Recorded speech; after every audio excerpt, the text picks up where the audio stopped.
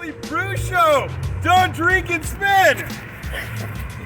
Because you might fall on your ass. Oh, yeah. Oh, hell yeah, dude. The Motley Brew Show. Don't drink and drive, bro. Bam. I was thinking, Garrett, my son Garrett, the other day was telling me about it the first time he ever got drunk. And I was thinking myself, I'm like, do you guys remember the first time you ever got drunk? The very first time. I remember mine, and it's very embarrassing what I did. I don't know if mine's embarrassing, but I remember the first time. Yeah. Mine's ridiculously embarrassing. What'd you do, Al? Let's. Oh, you want to hear mine? Oh, Yeah, I want to hear yours first. I want to hear yours first, and then I'll. Oh God, I don't know if I'm gonna. Maybe I'm gonna leave out the one embarrassing moment. No, what's the no, point? no. Come on. Oh God, if I say what I did, you guys are, especially E's, never gonna ever. What, we're gonna call you gay? Well, no, I mean, Yeah. oh, dude. Okay, all right, I'm gonna tell you. I think it was 7th grade. All right, me and Adam. Okay, Flight. That was the local band that used to play around, and I knew them, and that's the band I ended up playing with way years later. But they were playing at Brad. You probably were there too. I don't know if I knew you yet, but they played at the Gazebo in Elk Grove. Yeah. All right, remember that? Yeah, when we had Bill McKenzie on, that's right. You confessed to him all the shit that you did that you're gonna tell us about. I think you picked a flower that night and gave it to him.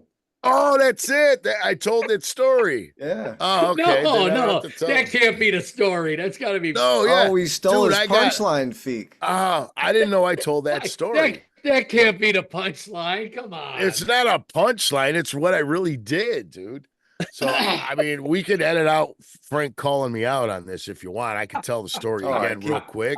Proceed. So 7th grade. Carry on. Yeah, 7th grade. Sorry. My brother Dave was in high school. Drinking age was 18 in Wisconsin. They would drive up and get us and bring us back liquor.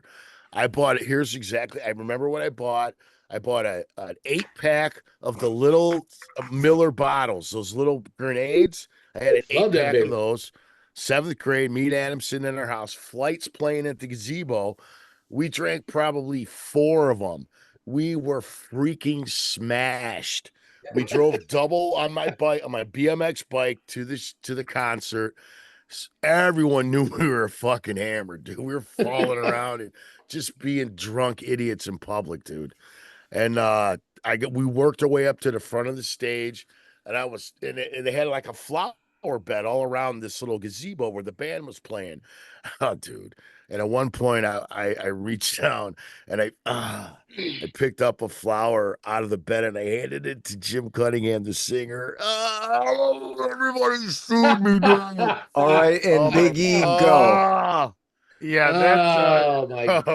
That starts at an early age. You just alley-ooped fucking Eve with the fucking best alley-oop. Oh my God, Al. I wish that was my story. That was way too much. Oh, Al, this is gonna last forever. You see what I do for this podcast? You see what I do for this thing? He took a flower for the team. Oh no. Al, was it a pansy? No. Hey, Is the flower a pansy? did you, Brad? Oh no, Brad, it was did the you just peony. say- The Elk Grove flower was the peony. I thought Brad just said he got deflowered for the team. It wasn't a flower. It was just a pine cone. Yeah, I found out the next day that wasn't a flower. You handed him a live hand grenade. Hey, that flower really hurt. Ouch. And probably hung over for like 3 days after that. Hey, well, you know what? I hope somebody has a more embarrassing story than that. Ronnie, it's not embarrassing. I just remember getting hammered. I went out to the Berg. Okay. The Schaumburg. Yeah, I was in 8th grade, going into freshman year, summer of 8th year. The mean streets of Schaumburg. Yeah. I was on Fairhaven. Okay. Fairhaven. Fairhaven. Yeah, and, Fairhaven's rough at night, man. I know. Okay. So what happened? It's going fine, and I held my own for a good bit, and all of a sudden I'm like, I remember I'm peeing on the side of Vito's house, and I just fall into the bush, all thorns. Oh, It's time. Dornbush. Eric's like, it's like 12 o'clock. Eric's like, it's time to go. Okay. You talking about little E? Little E's like, it's time to All right. go. And so we had these two Conant girls in our back seat, and I'm in the front. Oh yeah. Windows are rolled down. Windows are rolled right. down. I go, I'm not feeling too good. And I go out the front window. It goes all over the girls. Oh yeah. Into the back window. Oh, yeah. And they go, Eric, your cousin just puked on me. and I'm hurling. And Like they're projectile, they're just getting sprayed. Oh yeah. Sprayed. Okay. We dropped them off, which was really awkward. I don't remember it. And I'm crawling. I'm on Fairhaven. I'm at Big E's house, and I'm crawling to his porch. And Eric's like, "Where are you going?" And I go, I'm going inside. He goes, No, you gotta clean this up. There's puke on the whole car, everywhere. I'm like spraying it like cross-eyed, you know. I'm like, Yeah. Eric tells the story all the time. He goes, "Yeah, you remember when you puked on all those girls?" Yeah, baby. So I take it you didn't get a second date. Yeah. And they were hot too, and I fucked it up. Yeah, you know, Ronnie, Ronnie, when you treat them great like that, there's nowhere to go but up. I mean, I'll tell you, my favorite story is I hear my Big E would have a party, and then my dad would charge people at the door. Nice. Yeah. That was early Max Winchester days. Yeah. He'd be like, "Oh, you want to come in? It's $5." And Now, he would take all the money and then leave. He would upcharge for. He goes, if you want the imported stuff, special export, comes from out of the country, and it was cheap shit beer. Yeah, special. Now, Ronnie, export. since we're out of the '80s, was this like a stamp on the hand, or like an X mark with the Sharpie, you know, for your $5 admission for the kegger cup, the solo cup? Red Solo cup. you just get the cup, and yeah. But no, we were drinking bottled beer, so that was just. There was no way to identify people, but trust me, my brother remembered everybody who paid him. I don't see your brother being that guy that does that, because he's so not like you. He's the opposite of you. They're Oh my God, opposite. yeah, he's like night and day for me. Yeah, Ronnie, Right, your but dad they know and the your value uncle, of $1. Come on. Yeah, that's true too. Yeah, It's not just like a fraternity thing, you know. Like if you're throwing a keg party, all right, everybody's bucking up. Hey, remember how I remember one of my buddies, Logan, would say whenever they would do a keg party, you know, in reference to Al getting, you know, a chick blowing chunks on him because she had too much beer. If you're doing a keg party, if you're charging the guys $5, you know, for the cup, you charge the girls $10 for the cleanup price. Right? Yeah, so, yeah, because they're not going to drink much. They're not going to swell much. So you know, you do cut rate. Yeah, and they're the ones that are going to puke and make a mess. So you got to charge for the cleanup. Did you say cunt rate? No, I said cut rate. Cut rate. In Australia, they say the cunt. Look at E. Everybody got all cringed out right there, man. In Australia, they say cunt rate. That boy will be like, "Oh yeah, that's the cunt rate." Yeah, he's a good cunt. But yeah, you abuse him, make him, you know, like make him pay more.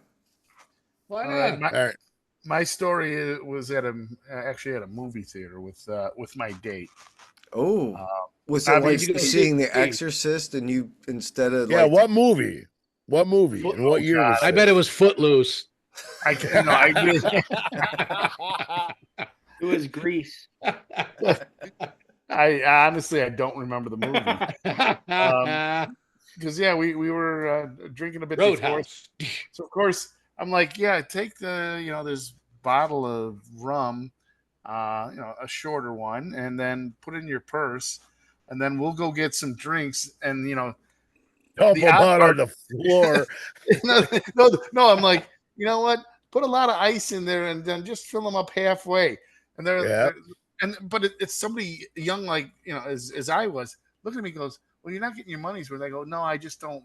I like the ice to melt into the Coke. I like it watered down. And he fell for that. Yes, yeah, stupid. Oh, shit. So I knew I was So in what trouble. happened?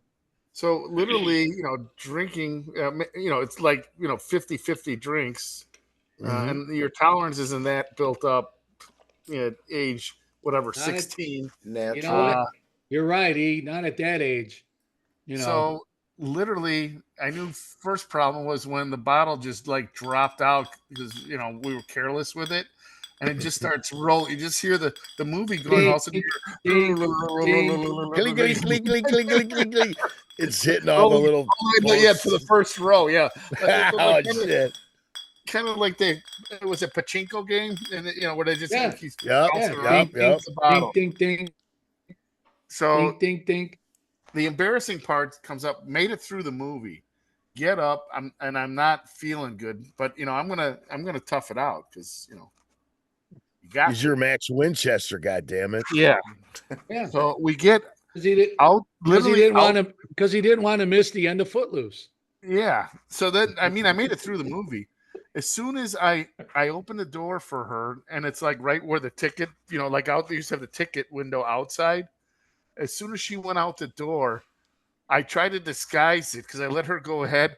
I did like a 360 throw up spin because it was right because I tried to turn around, keep going, but it was like right all over into the area of where the box office was. And then it was like a perfect line. It was a perfect swirl of like Raisinets, Jujubes, Snow Caps, Goobers, some popcorn. That's so great. That's so you nailed all the candy and the popcorn for the next show. You nailed all the people that were coming in. Dude, a 360 blow chow, dude. That's fucking great. That was most embarrassing. So what happened with the girl? Wait, did the girl end up seeing it and being like, I'm gonna drive you home now? Yeah, of course, because she looked back. She's, what are you doing? And I'm like, I'm coughing. Yeah. Good call. There you go. Frank, you remember the first time you got hammered? Your very first time? I certainly do. All right. And believe it or not, Al, I'm going to be quick with this one. Oh, wow. It was 8th grade. I was hanging out with Lonzo and the Worm. And there was this kid that used to like spend the summer across the street from Lonzo. He was from like Montreal, French kid. Nice kid. I forgot his name. But anyways, he went into the house. Pierre. Yeah, we'll call him Lucky Pierre. Jean-Pierre. Lucky Pierre goes in the house of his. Yeah, he goes. Maybe we'll call him Jacques. Maybe Jacques goes in the house of his aunt and uncle and brings out a bottle of fucking Smirnoff or whatever, big bottle of vodka. Ugh. He's like, "Hey guys, you ever try this?" We're like, "Yeah, we know what vodka is, man. Give me that thing, Frenchie." And we're all like passing around and chugging it. And I mean, like the four of us, me, Lonzo the Worm, and this French kid, just chugging his bottle of vodka. Next thing you know, the bottle's gone. I mean, we're fucking like 13 years old. Oh. And all I remember is we go up to the Frank got touched for the very first time by Frenchie. Yeah. You wish this story was going there, but it ain't, motherfucker. we go up to the Ventura pool. Feek shit in his pool. Yeah, I think we go up to the Ventura. No, you've suppressed this memory, Frank. It's okay. We're here to help you through it. We go up to the Ventura pool. We hop the fence, and we're in there swimming and shit. Just swimming, fucking off. It's like, midnight in the summertime. All of a sudden, we're like, all right, yeah, we better get out of here and stuff. So I don't know what happened. One of us, we're getting ready to leave. It wasn't me, I don't think. I'm pretty sure it wasn't me. One of us takes like one of the chairs and tosses it in the pool. We're like, and we all just start. Well, that was me. Like, it's funny. That was and then me. Next thing you know, we take another chair, and we take another. Next thing you know, every fucking chair, lounge chair, wood fucking lifeguard chair, all the shit's in the pool. We fucking tossed it all in a pool in a fucking like drunken Led Zeppelin hotel room rage. It looked like the Titanic just went down. Yeah, it looked like fucking, like fucking Keith Moon on stage and stuff. So of course we go back to Lonzo's, we pass out, blah, blah, blah. Next morning we get up. We're like, yeah, let's go take a dip. We go back to the fucking pool, and there's like this little note on both sides of the fucking pool, like at the fucking, like the gates, pool closed for the day. And they show fucking people just like fishing shit out of here. I'm like, I'm like, oh man. And there's people like standing around like, I can't believe somebody did this to our pool. Like people were like taken aback. They're like, those vandals. Like, oh yeah, it was like total stooges. Like, I never. And we're like, God damn, we can't even swim today, man. This sucks. I can't believe somebody would do that. And we're all like looking at each other. We're like, all right, we're gonna get the fuck out of here now and stuff. I mean, dude, they closed the pool for the whole day because they thought like, well, totally now. They thought there was shit in the pool and stuff, and I was like, I believe there was. Oh, Feek said shit right. in the pool. No. The last episode. Feek just said shit in the pool. Yeah, I just he recorded. did it. Not a baby room. It wasn't a baby room. Yeah, you're right. Nobody shit in the pool. No. They would not close the whole pool for furniture. It has to be a biohazard like a turd, dude. That's the pool that you shit in. I know it. No defecation in the pool, for God's sakes. Oh my goodness. They wouldn't shut the pool down if it wasn't a biohazard. So, and it was so, Brady, what was the first time you ever got drunk? You know what? Maybe not the first time I got drunk, but I'm going to think of the first time I got drunk in Blue Chow, kind of like everybody else is talking about. I mean, I've probably gotten drunk with you and Kettler and others. Yeah, like, we started young. Yeah, coming out of like middle school into high school. Grade. But going out of kindergarten into first grade, we used to get fucking hammered. No, actually, this was like late in the fall. Probably my bike home from second grade. Yeah, this was like late fall, like freshman year, and you and Kettler and Anderson were all together with us. Remember Nygaard's house? Yeah, Kevin Nygaard. He had the house that was all beat up and shit. Yeah, holes in the walls and shit. Yeah, now he was one of my football teammates, and of course this was like the tail end of the season or whatever. And this was actually at least my first kegger party freshman year. That was Steve Strike on the keg. Anyway, here we go to this dude's house, and here's a guy. He lived with his like uncle and grandpa, and they were not like deadbeats. But there was no they were. But there was no front. There was no front door on the house. Door. Yeah, it was. There was no front door. You just like walked in. There was no screen door, no front door, nothing. Nice, just nothing. Anyway, was there one of those magic meshes that as seen on TV? No, dude, this is like circa fucking 79, man. Anyway, first kegger party, probably like some old style in the keg, and actually, I blew chunks in your bathtub that night after we got back. I just got so ripped. Oh, so that was you. Yeah. And there's someone threw up in my bathtub at least every other weekend. Old style will definitely make you throw up, man. That shit's like nails going down. That was the hardest beer to ever drink. Ooh, brutal. Dude, man. My parents must have been so disappointed every weekend coming home. You know what? Luckily back then, that's where you always said, "Hey, Mom, I'm staying at Al's house tonight," and Al would say, "Hey, Mom, I'm staying at Brad's house tonight." Yeah. And you never knew where you would wind up. Yeah, we had no tracking. We had no tracking back then. Yeah, there was nothing. We were like gypsies. Whatever happened, dude. No phones back then, kid.